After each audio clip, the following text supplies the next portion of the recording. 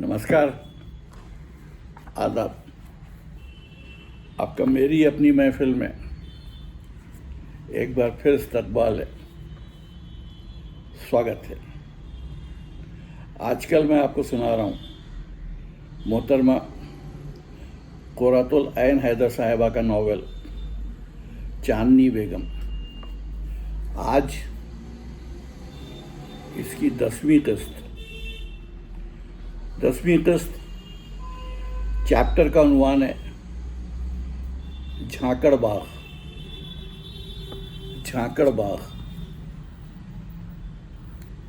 ये चैप्टर भी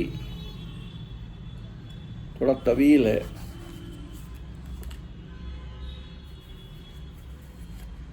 मैं कोशिश करूँगा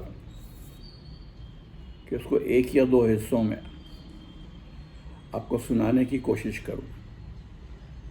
तो सुनिए 10वीं किस्त झांकड़ बाग। लाल गुलाल रेड रोज़, लाल गुलाल नदी, लाल गुलाल आसमान, शदीद तपिश और तेज़ रोशनी। हवा के ज़ोर से आग दरख्तों तक फैली। शागिर्द पेशा आधा झुलस गया। उसमें रहने वाले सब जिंदा सलामत बाहर निकल आए। रमज़ानी, ईदू, अलाउद्दीन चीख पुकार मचाते कोठी की तरफ दौड़े। नत्था धोबी और उनके लड़के बाल्टियां उठाकर नदी में कूद गए। भगवान दीन और फटकू ने आब रसानी के पाइप निकाले। भैंसें और नील गाय और हिरन रस्सियां तोड़ाकर भागे। दरख्तों पर बसेरा लेने वाले खौफजदा परिंदों ने क़यामत का शोर मचाया। बहुत से भुन भुन कर पट पट गिर गए। किसी की समझ में ना आया कि क्या हुआ, खौफनाक हादसे क्यों होते हैं। किसी की समझ में आज तक भला आया है।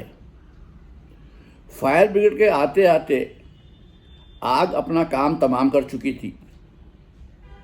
मरने वालों की नमाज जनाजा पढ़ी गई। जला हुआ बाग और अहाता लोगों से भर गया। सड़क तक मजमा था। प्रधानमंत्री, चीफ मिनिस्टर, अखबार नवीसों, सियासी पार्टियों और आम पब्लिक के नुमाइंदों और अहबाब की जानिब से चौड़े स्याह फीतों से बंधे बड़े बड़े रीछ लाकर मलबे पर रखे गए। कंबर अली की याद में कसम के मज़ामीन का सिलसिला प्रेस में शुरू हुआ। उर्दू अंजुमनों ने सोख्ता के लिए ताज़ियती जलसे किए। प्रेस वालों की भीड़ लगी। पुलिस ने मुलाजिमों के बयानात कलमबंद किए। अदालत ने इंक्वायरी कमीशन बिठाया। फैसला था कि आग इत्तेफाकिया लगी। अजीब इत्तेफाकात हैं। मेराज अहमद ने अपने साथियों से कहा, वो सब राख और ईंटों के ढेर पर उस जगह सर झुकाए बैठे थे जहां रेड रोज़, गुले सुर्ख और लाल गुलाब का दफ्तर था। अच्छे इत्तेफाकात हैं भाई। इत्तेफाकिया दुनिया ज़हूर में आई। इत्तेफाकिया आबी पौधों में जान पड़ी। इत्तेफाकिया दुनिया का ख़ात्मा होगा। साहब, इस तसव्वुर से बड़ा सुकून सा महसूस होता है कि अगर हम फ़ानी हैं तो बाकी दुनिया कौन अब्दुल आबाद तक रहने वाली है। लेकिन ये एहसास कि आइंदा लाखों बरस तक ये जहान रंगो बू इसी तरह कायम रहेगा। और ज़्यादा तरक्की होगी। इंसान मौजूद रहेंगे सिवाय हमारे। ये ख्याल बहुत मुदीरे गुले सुर्ख ने बात अधूरी छोड़कर हस्बे आदत सिगरेट फेंकने के लिए हाथ बुलंद किया। मेराज अहमद भी आदतन कहना चाहते थे, यार एस्ट्रे में बुझाओ, क्या आग वाग लगाने का इरादा है, लेकिन चुप रहे। बर्डी छोटेलाल स्याह मातमी पट्टी बाजू पर बांधे नमूदार हुई। साइकिल उसी मुकाम पर खड़ी की जो उसके लिए मखसूस थी। सुर्ख गुलाबों का गुच्छा संभाले मलबे पर चढ़ी। स्याह रिबन से बंधे गुलदस्ते पर उन्होंने एक कार्ड टाइप करके लगाया था, मिस्टर एंड मिसेस कंबर अली, रेस्ट इन पीस। खाकस्तर के ढेर पर गुलदस्ता रखकर सर झुकाए अटेंशन खड़ी रही। सहाफ़ी भी उठे। हस्बे ज़ाब्ता 2 मिनट की खामोशी के बाद वो सब बैठ गए। बर्डी लाल ने चारों तरफ नज़र डालकर अपना सुरमई स्कार्फ बड़ी नफासत से एक शहतीर पर बिछाया और उस पर फरोकश हुई। नन्हा सा रुमाल आंखों पर रख लिया। फिर नीची आवाज़ में बोली, लोग मिसेस कंबर अली को बहुत ज़्यादा पसंद नहीं करते थे। आप सब और उनका डोमेस्टिक स्टाफ, खुद उनके हस्बैंड, मगर मैं जानती हूँ वो कितनी गुड हार्टेड थी। उनकी कमज़ोरी महज ये थी कि हद से ज़्यादा मुंहफट थी। उनको बराबर गलत समझा गया। हम सबको दुनिया से यही शिकायत रहती है कि हमें गलत समझा जाता है। महराज अहमद ने सोचा। उन्हें याद आ रहा था किस तरह वो कंबर अली के कहने पर उस्ताद मोगरे की टोली के मुताल्लिक सुनगुन लेने रकाबगंज पहुंचे थे। वापस आकर रिपोर्ट दी थी। फ़ोटो फीचर का इंतज़ाम किया था। वो राजा रघुवीर प्रसाद सिंह की कोठी पर उस पुरस्कार शाम आला उदल सुनने बाहर आ गई थी और उनसे सियासत पर गुफ्तगू की थी। वो बेहद ज़हीन थी। कंबर मियाँ उनसे दफ्तर का कुछ काम करवा सकते थे, प्रूफ रीडिंग ही सिखला देते। वो मसरूफ़ रहती और घरेलू दंगे फसाद में ना पड़ती। वो सब आबदीदा थे और अपने अपने तौर पर मिस्टर और मिसेस कंबर अली के मुतालिक सोच रहे थे। चांदनी पहली बार इतवार के दिन आई थी और दूसरी और आखिरी मर्तबा शाम के 5:30 बजे दफ्तर बंद होने के बाद यहाँ पहुँची थी। उनको अदालती स्टाफ में से किसी ने न देखा था। कोई उनसे वाकिफ़ नहीं था। उनका नाम तक न सुना था। अखबारों में भी बार बार मिस्टर और मिसेस कंबर अली, मुंशी भवानी शंकर सोख्ता और एक मेहमान खातून ही शाये हो रहा था। मुंशी जी की विधवा, भावजें और लड़कियां गांव से आईं। खंडर में बैठकर दिलदोज बैन करती रहीं। तीसरे रोज़ सब शमशान घाट जाकर मरने वाले की हड्डियां या फूल चुनते हैं। उन्हें गंगा में बहा दिया जाता है।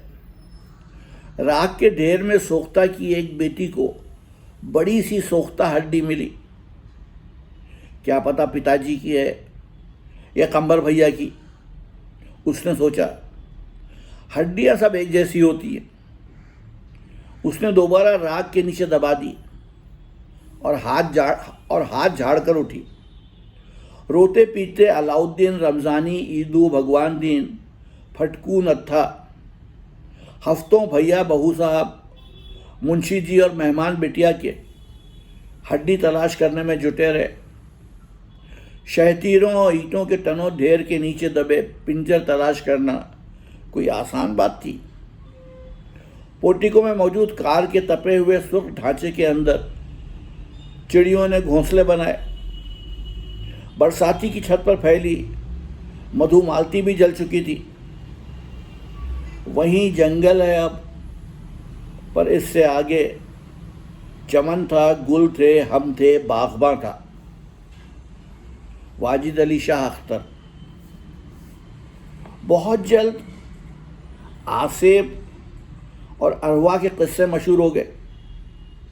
रेड रोज भूतहा कहलाने लगा। उसकी प्राइवेट रोड पर से राहगीरों ने गुजरना छोड़ दिया। पुलिस ने छोलदारी लगा ली। बेशकीमत अशिया की खोज में चोर रात के वक्त दरियाई जंगल से निकलते। अधचले शागिर्द पेशे के मकीन सहमे हुए लेटे रहते। दूर से गुजरता कोई राह हो टॉर्च चमकाते उचक्कों को अज्ञा भूताल समझकर चीखें मारता हुआ भागता। पुलिस ने फटकू पर भी चोरी का शुबा किया। वो दहाड़े मार मार कर रो दिया और इस इल्ज़ाम के गम में उसे बुखार आ गया। रमज़ानी, अलाउद्दीन और ईदू ने दाढ़ियाँ बढ़ा लीं। वो दिन भर अहाते की मस्जिद में बैठे नमाज़ें पढ़ते। नत्था को नमाज नहीं आती थी। वो बैठा बैठा कलमा रटा करता। कुछ अर्से तक वो सब किचन गार्डन की तरकारियों पर गुजारा करते रहे। अमराई का बोर झुलस चुका था। फाटक के नज़दीक शकरगोटी आम के दरख्तों में जो बिट्टू बेगम मरहुमा ने शागिर्द पेशे बच्चों के लिए मखसूस कर दिए थे, चंद फल आए। सबने रोटी से लगा लगा कर उनसे पेट भरा। ये खबर मिलते ही विकी मियाँ नैनीताल से वापस आ गए। एक शाम 3 कटोरी हाउस की ब्यूक फाटक पर आनकर रुकी। काली ऐनक, 16 हैट लगाए, बेद हाथ में लिए बरामद हुए। जूं की चाल चलते खंडर तक पहुंचे। ऊपर चढ़कर चारों तरफ देखा। गोया आखिरी इंसान कुर्रे अरस के मलबे पर खड़ा है। हाथों का चोंगा बनाकर सर पीछे डाला और जोर से चिल्लाए, ऊहू ऊहू।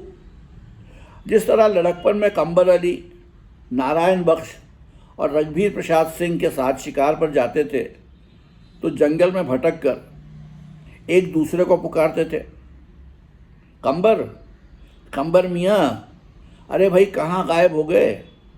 अचानक, अजीब बेतुके आदमी हो यार, जो काम किया निराला, हमारी कादम्बरी को भी ले भागे। खिदमतगार जो उनके साथ आया था रमज़ानी से बोला, भैया ठीक हो चले थे, अबके से जो ये धक्का उनके दिमाग को लगा फिर खिसक गए। झुक झुक कर बेत की नोक से कुछ तलाश करने लगे। रमज़ानी दौड़े आए, सलाम मियाँ, क्या ढूंढ रहे हैं? भगवान दीन लपके, सलाम हुजूर। बनमाली, वृक्ष कन्या, हुजूर चांदनी।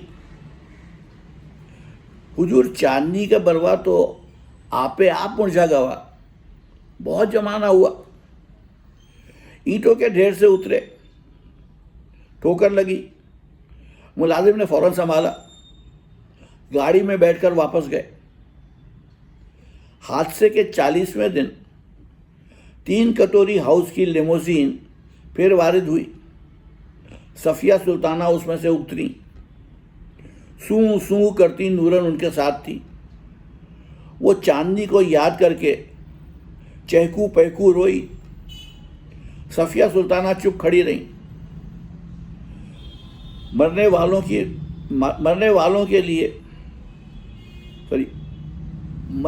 वालों की फातिहा के लिए हाथ उठाए।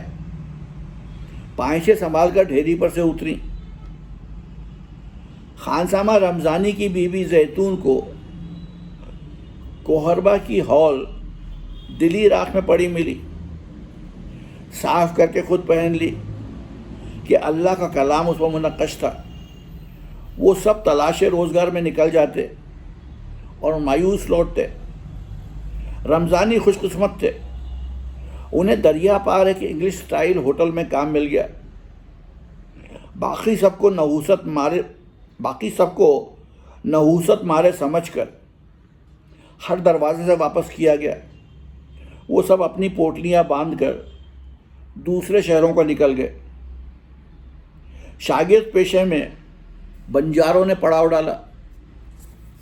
नदी में बड़ा ज़बरदस्त सैलाब आया। रेड रोज का मलबा बहा ले गया। साथ ही मरने वालों की हड्डियां भी नदी में पहुंच गईं। मेंढक के कजिन पानी से निकले। पानी में वापस गए। बाढ़ उतरने के बाद मुहिब मशीनों के ज़रिए शहर के नशेबी इलाकों को सुखाया गया। रेड रोज़ की आग फायर ब्रिगेड ने बुझाई थी। शहर का पानी मशीनों ने उलीचा, मगर आग और पानी के इंजनों के बावजूद और आग और पानी मौका पाते ही अपना काम कर जाते हैं। कुर्बो जवार के देहाती बाग के दरख्त काट काट कर ले गए। कुर्बो जवार के देहाती बाग के दरख्त काट काट कर ले गए। शहतीर और कड़ियाँ उठा लीं। पानी के बहाव के साथ दबी हुई चीज़ें ऊपर आ गई थी। संगी गुलदान, एक अदद गोशवारा, बर्तन, कलम, किताबों की जिल्दें। हर साल गोमती की बाढ़ बाकी मांदा मलबा समेट ले जाती। रफ्ता रफ्ता ज़मीन हमवार हो गई। सरसब्ज और जरखेज़, उस पर रंग बिरंगे फूल उगाए। पुराने बीज जो भगवान दीन ने बोए थे, नए बीज जो चिड़ियाँ चोंच में लेकर जाने कहाँ कहाँ से आईं।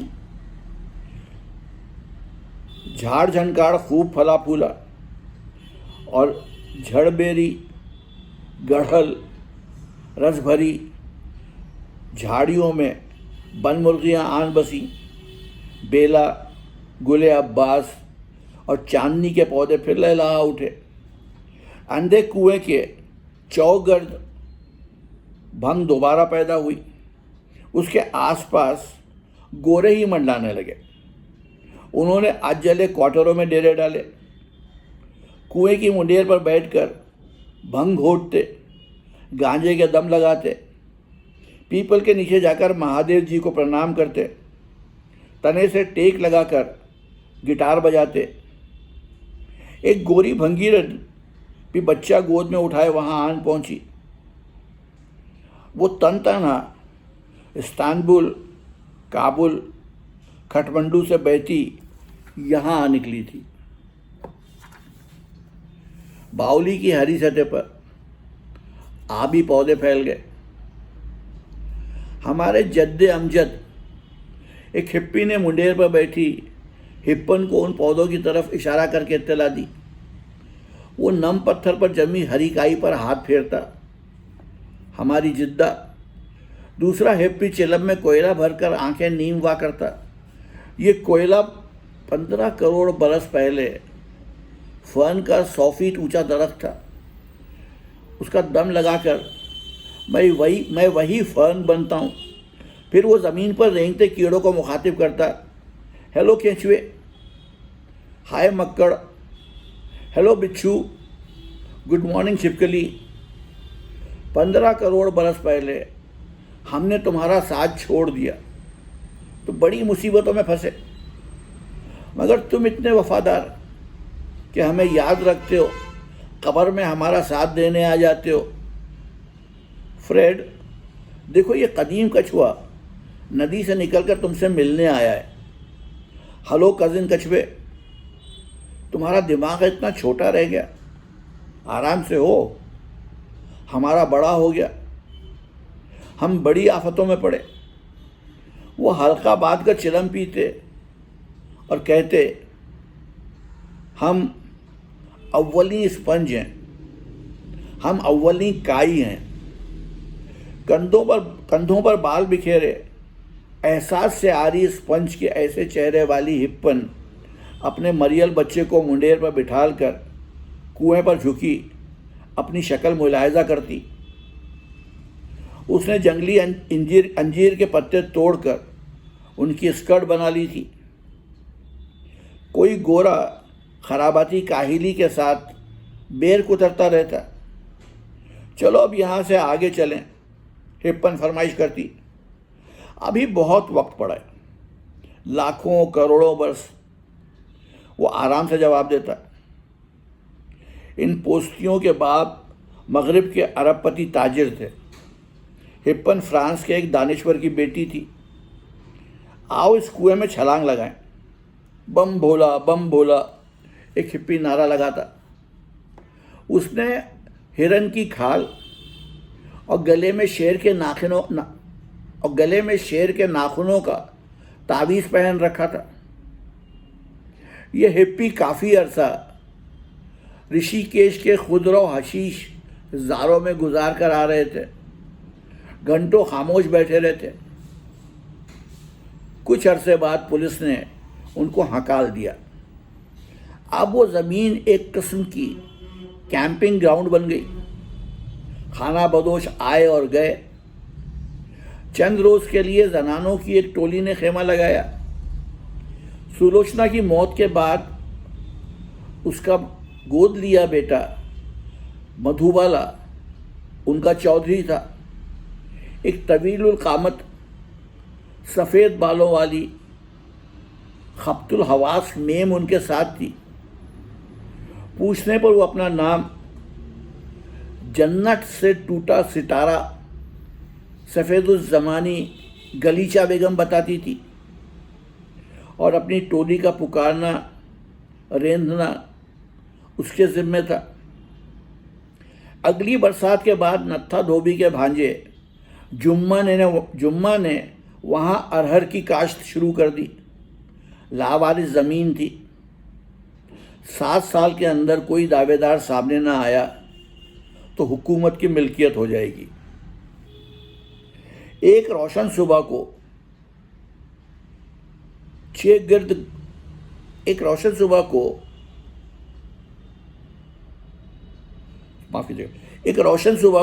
रोशन सुबह कूचा गर्द गवैयों का काफिला अहाते में दाखिल हुआ। चारों तरफ देखा। दूर शागिर्द पेशे का खंडर नजर आया। रिक्शा वाला साइकिल से उतरा। टीलों और पगडंडियों पर से हाँपते गुजर कर मुसाफिरों को वहां पहुंचाया। रिक्शा पर एक बड़े मियाँ और बड़ी भी सवार थे। एक तीखी मूंछों वाले, लंबी जुल्फों वाले जवान राना पीछे हुड की जगह टंगे हुए थे। असबाब सामने रखा था। क्वार्टर के बरामदे में एक मरियल कुत्ता बेखबर सो रहा था। जाग उठा और ज़ोर ज़ोर से भौंकने लगा कि उसने अपने आप को इस वीराने का मुहाफ़िज मुकर्रर कर रखा था। चंबेली बेगम रिक्शा से उतरी। ज़मीन पर धम से बैठकर ऊंची आवाज़ में बयान करने लगी, फरियाद है मौला, फरियाद है मौला। अरे चुप हो जा नेकबख्त, उस्ताद मोगरे ने नहीफ आवाज़ में डांटा। आंसू पोंछकर चंबेली बेगम ने बेटे से कहा, बाजार से बताशे ले आओ। सरकंडे चुनकर झाड़ू बनाई। बरामदे का फर्श खूब अच्छी तरह झाड़ा। बिस्तर खोलकर दरी बिछाई। गुलाब की वापसी पर बैठकर मरसिया पढ़ना शुरू किया। उसके बाद तीनों खड़े हो गए। नौहाखानी की, बन बन रोए कागनी, जल जल रोए माछली, मोरा शाम कहाँ छुपायो मोरा हुसैन। दरूद व सलाम फातिहा पढ़ी, फिर बैठ गए। बेटी दामाद के इसाले सवाब की मजलिस कर ली। बहुत पुराना नौहा निकाला। मास्टर जी ने बीड़ी सुलगाई। सिकंदर दहाड़न की माँ पढ़ा करती थी। कंकर के कुएं वाली बेला को भी सिखलाया था। चमेली बेगम ने छोटी सी बोरी खोली। सनसनाने वाला स्टॉक और बर्तन भांडे निकाले। बाजार से दाल चावल मंगवाए। खाना पका। कड़क चाय बनाई गई। वो तीनों दीवार से टेक लगाकर बैठे, फिर सो गए। जुम्मा धोबी हल बैल लिए पहुंचा। उन लोगों को हुबूड़े समझकर तवज्जो न दी। गुलाब की आंख खुली। जुम्मा पर नजर पड़ी। उठ खड़े हुए। तहमत पर चर्मी पेटी बांध रखी थी। उसमें रामपुरी चाकू पोशीदा था। ऐनते हुए करीब पहुंचे। फिल्मी गुंडों के अंदाज में पीछे से जाकर कंधा दबोचा, दपट का दरियाफ्त किया, ए यहाँ किसकी इजाज़त से खेती करते हो? अल्लाह मियाँ की इजाज़त से। जुम्मा ने हंसकर जवाब दिया, आप कौन हैं? इस ज़मीन के मालिक। ज़मीन के मालिक तो अल्लाह मियाँ है। बैल को चाबुक मारकर हर आगे बढ़ाया। सोमवार का दिन था। पीपल के नीचे देहाती औरतें जमा थीं। वहाँ अब मुंशी भवानी शंकर सोख्ता के महादेव जी के गुरु दीवार उठाकर शंकर सोख्ता के महादेव जी के गिर्द दीवार उठाकर मुन्ना सा मंदिर बनाया जा चुका था। नमाज असर के लिए आसपास के घोसी मस्जिद में घुस गए। जुम्मा पगड़ी लपेटते उधर लपके। मोगरा गुलाबी सरों पर टोपियां जमा कर जा पहुंचे। सफ में खड़े होकर नियत बांधी, हाथ खुले छोड़ दिए। एक मुल्ला जी जो वहाँ इमामत करने लगे थे, नमाज के बाद खंखार कर ऐलान करने वाली आवाज़ें पुकारे, बराए मेहरबानी शिया हजरात अपनी मस्जिद में तशरीफ़ ले जाएं। घोसियों ने नौवालिद बाप बेटे को गौर से देखा। जुम्मा ने बतलाया, ये कहत है इस कंपाउंड के मालिक हों। सबने कहकहा लगाया। यहाँ पर चंद जनकों के साथ गाती बजाती एक दीवानी मेम भी तो आई थी। वो खुद को किसी लॉर्ड की बेटी बताती थी और वो अजीबुल खलकत गोरे हिप्पी। भांत भांत के लोग यहाँ पहुंचकर डेरा डालते थे। ये दो पागल और आन पहुंचे, चले जाएंगे। किसी ने इस कुनबे से बास पुरस न की। चांदी रातों में वो तीनों अहाते की ढेरियों पर जा बैठते। मोगरा और चमेली चिमटे से मिट्टी खोदते रहते, शायद बेला की कोई निशानी पड़ी मिल जाए। उंगलियों में केचवे लिपट जाते। अलहमदु ने यह मंजर ख्वाब में देखा था। गुलाब कहते, हमको यकीन है बैरिस्टर अजहर अली ने अपने बाप दादा का खजाना भी यहीं दफन कर रखा होगा। कोठी नींव तक खुदे तब मालूम हो। एक रोज़ बोले, ये सारे हमें यहाँ नमाज नहीं पढ़ने देते, हालांकि यह मस्जिद हमारी मिल्कियत है। अरे चुप्पे बैठे रहो, चमेली बेगम ने सर आ भर कर कहा। कब तलक? नावा ख़त्म हो रहा है, खाएंगे कहाँ से? दावा तो करना है। लिखा पढ़ी हो जाए तो ये ज़मीन आधी बेचकर इस कीमत से 1000 गज पर कोठी बनाए, बाकी रुपए से पिक्चर शुरू करें। जुम्मा कह रहा था, इस ज़मीन की कीमत अब 10 लाख है। दूसरे दिन जुमा था। घोसी जमा हुए। गुलाब बर्राते हुए पहुंचे। क़िबले की मेहराब के नीचे खड़े होकर ऐलान किया, भाइयों, रेड रोज़ कंपाउंड के कानूनी वारिस हम लोग हैं। ये निजी मस्जिद भी हमारी जायदाद में शामिल है। हम तो यहीं इबादत करेंगे। आप अहले सुन्नत हजरात अलबत्ता कहीं और जा सकते हैं। मुल्ला जी हंस पड़े। घोसी तो बेहद महसूस हुए। गुलाब उनको घूरा किए। जुम्मा ने नरमी से कहा, जाओ मियाँ, टंटा ना खड़ा करो। यहाँ शिया सुन्नी झगड़ों से वैसन आफत मची रहत है। जाओ अपने घर जाओ। खामोशी से बाहर आ गए। क्वार्टर में आकर बाप को मुखातिब किया, अब्बा वो कागज़ निकालिए जो बेला ने भेजा था। अभी सालों का दिमाग दुरुस्त करता हूँ, कल ही कोर्ट की फीस पूछ कर आता हूँ। कोर्ट कचहरी की क्या बात है भाई। जुम्मा मस्जिद से आ गए थे। उन्होंने कान खड़े किए। अब उस्ताद मोगरा ने अपना तारुफ कराया। अरे बाप रे, तो इतने बरसों तुम लोग सोते रहे? खबर सुनकर हम दोनों खाट से लग गए थे। चलने फिरने की ताकत न रही। अस्पताल और घर, अस्पताल और घर। और इन्हीं दिनों गुलाब मियाँ अपने काम के सिलसिले में बाहर चले गए। हमारे पास पैसा नहीं था कि वकील करते। ये क्या काम करते हैं? बिजनेस। गुलाब बम्बई के एक छोटे स्मगलर के गुर्गे बन गए थे। इस सिलसिले में 6 साल की जेल काटकर अभी अभी बाहर आए थे। जुम्मा तेवरी पर बल डाल करके बीड़ी फूकने लगे। अदालत में ज़मीन उन लोगों का दे दी तो फ्री खेती बाड़ी भी गई। खैर, जो अल्लाह को मंजूर। जब आप लोग यहाँ कोठी बनवा कर रही है तो कपड़े हम ही से धुलवाइएगा। हमारे चचा नत्था ने बरसों यहाँ काम किया। अब वो जद्दा चले गए। अब वो धोते हैं अरबों के जुब्बे। दूसरे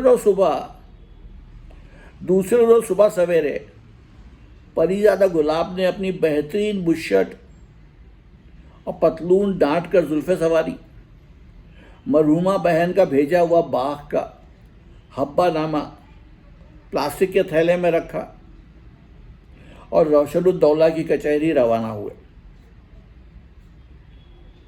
अब्बा, ये तो बहुत बड़ा लफड़ा है। फाटक पर ही एक लखनऊआ छैला टकरा गए, बादशाह जानी। मैं बोला, गुलाम को शहजादा जानी कहते हैं। बहुत खुश हुए, कहने लगे, एक वकीलन कर लीजिए। नई प्रैक्टिस शुरू की है, बहुत काबिल हैं, फौरन में पढ़कर आई हैं। राजा साहब 3 कटोरी की नवासी, बड़ी बिटिया जरीना सुल्तान की साहबजादी। मैं बोला, बादशाह जानी भाई, क्या है कि औरत ज़ात नाक़िसुल अक़ल, ये मर्दों के काम है, कोई अच्छा वकील बताइए। मैंने उनको पूरा केस समझाया।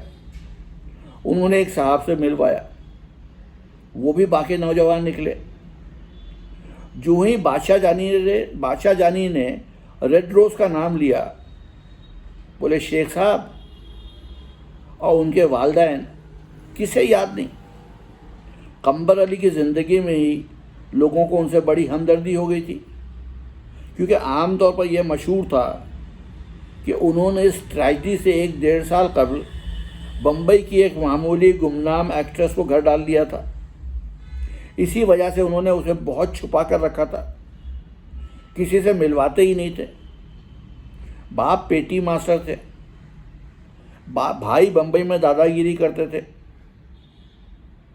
बड़ी लड़ाका थी, अंगार लगे तकिया कलाम था। किसी बिगड़े दिल ने यह भी कहा कि उसने तीली दिखाई होगी जो सब कुछ जलकर राख हो गया। इस खानदान का नामो निशान मिट गया। गर्ज ये है कि साहब जितने मुंह उतनी बातें। खैर, आप फरमाइए, हम आपकी क्या खिदमत कर सकते हैं। जब ये सानेहा हुआ, हम यूनिवर्सिटी में पढ़ते थे।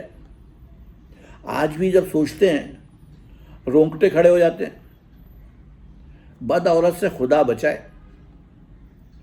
बादशाह जानी झेंप कर बोले, वकील साहब, ये बेगम कंबर अली मरहुमा के भाई हैं। वकील साहब पसीना पसीना हो गए। बोले, माफ़ कीजिएगा, हम तो महज सुनी सुनाई दोहरा रहे थे। अब आपका फ़र्ज़ है कि इन अफवाहों की तरदीद करें। बादशाह जानी बोले, शेख कंबर अली ने बीवी के नाम कोठी महरों में लिख दी थी, फ्रूट गार्डन हब्बा कर दिया था। आप दोनों चीज़ें अदालत से इनको दिलवा दीजिए, अफवाहों की तरदीद खुद ब खुद हो जाएगी। बोले, एक मसला और है। जायदाद के दावेदारों की इत्तला के लिए कानूनी नोटिस अखबारों में निकले थे। उस वक्त आप कहाँ थे? अब्बा, मैं बोलता उस वक्त तो बॉम्बे पुलिस ने मुझे तड़ी पार कर रखा था। फिर बोले, आप इतने बरस बाद नमूदार हुए, अब तक कहाँ रहे? क्या बोलता? जेल में रहा? गार्डन का स्टाम्प पेपर निकाला, बोले गिफ्ट टैक्स अदा किया गया था, आपकी हमशीरा फसल की आमदनी खुद अपने ज़ाती अकाउंट में डालती थी। मैं बोला साहब ये सब मुझे नहीं मालूम। स्टाम्प पेपर देखकर बोले अरे इसकी तो रजिस्ट्री भी नहीं हुई, अब निकाहनामा लाइए। बादशाह जानी बोले वकील साहब, रेड रोज में कागज़ पत्तर का एक एक पुर्जा राख हो गया। वो बोले आप काजी शहर के दफ्तर में जाइए, उनके यहाँ ओरिजिनल मौजूद होगा, रजिस्ट्री भी हुई होगी, मालूम कर लीजिए। फिर वही बात पूछी, आप इतने अरसे कहाँ गायब थे? मैं बोला क्या है कि पिक्चरों की शूटिंग के सिलसिले में बराबर इधर उधर जाता रहा, टाइम नहीं मिला। पिक्चरों का नाम सुनते ही वकील साहब खिल उठे, बोले आप एक्टर हैं? मैं बोला असिस्टेंट डायरेक्टर। मगर वकील साहब, मैं बोला आजकल ज़रा कड़की चल रही है, आपकी फ़ीस कितनी है? अरे हम तो कॉलेज के ज़माने में बहुत ड्रामे वगैरह करते थे। फिर फिल्मों की बात छिड़ी, चाय मंगवाई, रवैया ही बदल गया। बोले हम बम्बई आवे हैं तो आप साधना और सायरा बानो से मिलवा देंगे। मैं बोला वकील साहब, आप ये जायदाद हमें दिलवा दीजिए तो हम फ़ौरन अपनी पिक्चर शुरू करें, आपको उसमें एक धांसू रोल भी देंगे, बिल्कुल जैसे इफ्तिखार और रहमान वकील बनते हैं, अदालत का सीन डाल देंगे। बोले वकील ही क्यों, हम तो अपने कॉलेज के नाटकों में हमेशा हीरो बनते थे। बोले गर्ज ये कि अब्बा, वकील साहब से याराना हो गया, हमने बादशाह जानी से भी वादा कर लिया, उनको पिक्चर में रोल देंगे। ये किसी मुफलिस वसीक़ादार के साहबजादे हैं, कत्ता और शक्ल सूरत से बस अपने मरहूम प्रिंस गुलफाम को छुपाओ, इन्हें निकालो, उम्र ढल गई है, वरना इन्हीं को हीरो बना लेते। वकील साहब बोले अगर फीस नहीं दे पाएंगे तो हम आपसे शरह तय कर लेंगे, जायदाद आपको मिल जाए तो उसमें से इतना हिस्सा हमारा। चमेली बेगम दरी पर लेटी सो रही थी, बातों की आवाज़ पर जागी, करवट बदलकर कनमनाई। कैसे बेहिस बेरहम बाप और भाई थे, बेटी की जली हुई हड्डियों पर बैठे फिर से ख्याली पुलाव पका रहे थे। उन्होंने मलगजी साड़ी का आंचल चेहरे पर डालकर आंखें बंद कर ली। तो ये थी इस नॉवेल की आज की किस्त। कल फिर आऊँगा, आपको इसकी अगली किस्त सुनाऊँगा। तब तक के लिए इजाज़त दीजिए। आदाब।